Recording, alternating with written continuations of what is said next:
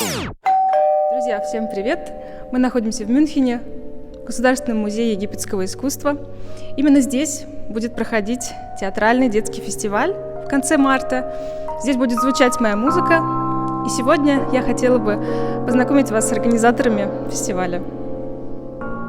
Roxana, warum ist es so wichtig, solche musikalische Vorstellungen im Museum lassen?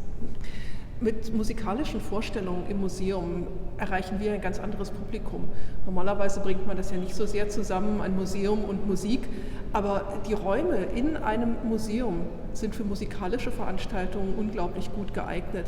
Es ist eine ganz eigene Atmosphäre und es bietet den Besuchenden auch nochmal einen ganz anderen emotionalen Zugang zu den ausgestellten Stücken und auch zu dem Raum selbst. Das heißt also, wir verbreitern damit ein wenig unser Museumspublikum und bringen Leute hierher, die sonst freiwillig vielleicht nicht gekommen wären, aber dann den Reiz des Museums auch entdecken. Vielen Dank. Bitteschön.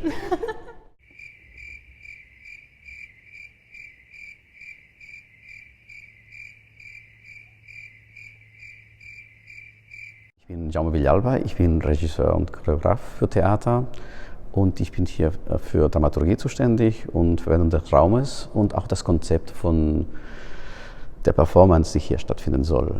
Also wir inspirieren uns an die Geschichte von Blaue Vögel, weil es so viele Vögel hier gibt, auch in diesen ägyptischen Kulturen und Resten.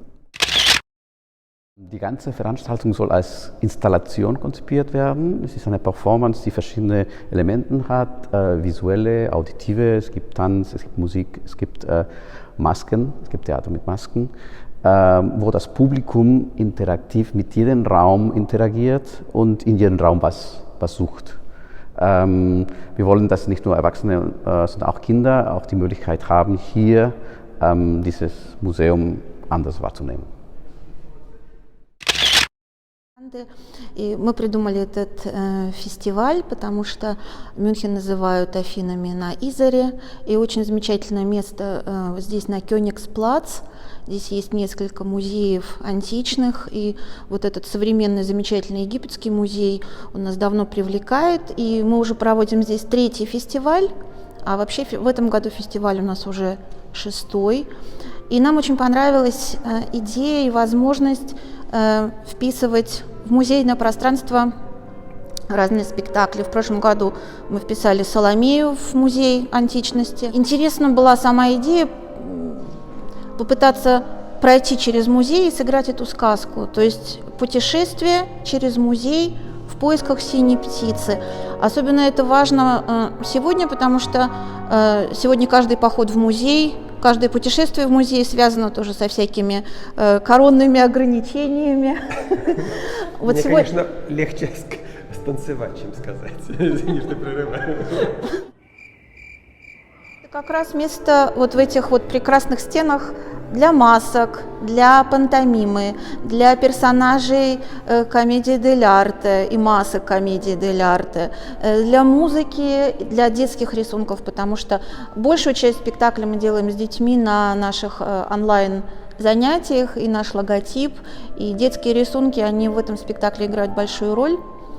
Поэтому это будет такая очень необычная синяя птица. И сейчас мы хотим спросить Алису. Алиса, почему ты поддержала нашу безумную идею?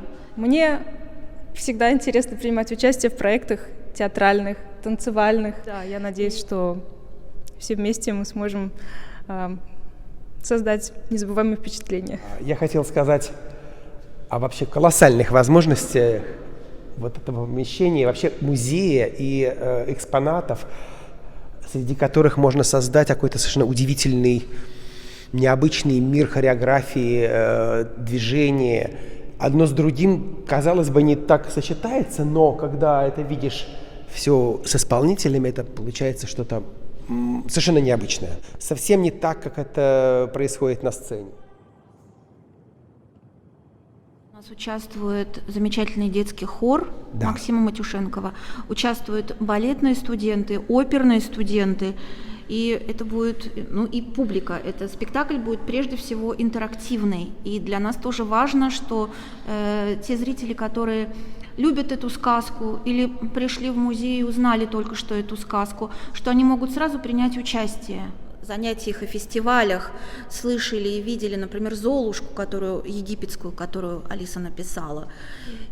Некоторые даже подбирают ее сами, когда они учатся играть на фортепиано. Я скажу тебе секрет. Да. Вот это Некоторые да. дети сами ее подбирают, поют. И когда они слышат теперь какую-то вообще музыку восточную, египетскую, они говорят, это, наверное, Алиса написала.